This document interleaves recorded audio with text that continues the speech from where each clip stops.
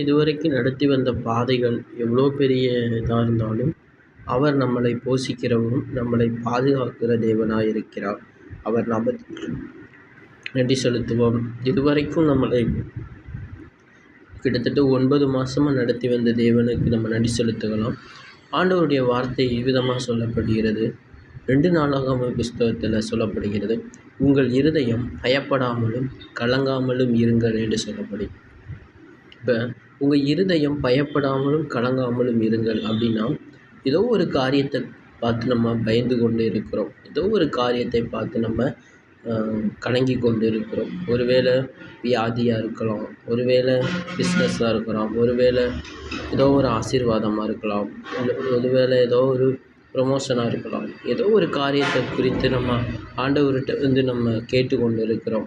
ஆண்டவரே அப்படின்னு கேட்டுக்கொண்டு. ஆனால் இந்த பூமி ஆண்டவர் உருவாக்கப்பட்ட பூமியை இப்போ உருவாக்கப்பட்டது எல்லாம் அவரால் உண்டாக்கப்பட்ட பூமியை சாத்தான் கையில் ஒப்பு கொடுத்தது. பொல்லாத சாத்தான் இந்த உலகத்தில் இருக்கிறான். அவன் தான் பயத்தை கொண்டு வருகிறவன், அவன் தான் பிரச்சனையை கொண்டு வருகிறான், அவன் தான் போராட்டத்தை கொண்டு வருகிறவன். அப்போ இந்த உலகத்தை நம்ம வாழுகிறோம்னா, கரை திரை பல இல்லாமல் வாழணும்னா அவர் நம்மோடு கூட இருந்தால் தான் நம்ம வாழ முடியும். அதனால் நம்ம இருதயம் பயப்படாமல் கலங்காமல் இருக்கணும்.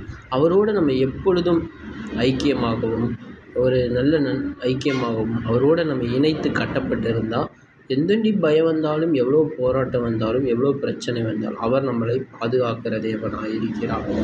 அவர் இன்னும் நம்மோட வாசம் பண்ணி தான் இருக்கிறார், நம்மோடு கூட தான் இருக்கிறார். அதனால் நம்ம இருதயம் பயப்பட வேண்டாம், கலங்க வேண்டாம்.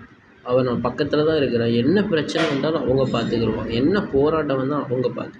அவரோடு நம்ம இருந்தாலே போதும். நன்மைகள், கிருபைகள், ஆசீர்வாதங்கள் எல்லாம் நம்மளை தேடி வரும். நம்ம போக வேண்டாம், அவர் நம்ம கூட இருந்தாலே போதும். எல்லாம் நம்மளை தேடி வரும்.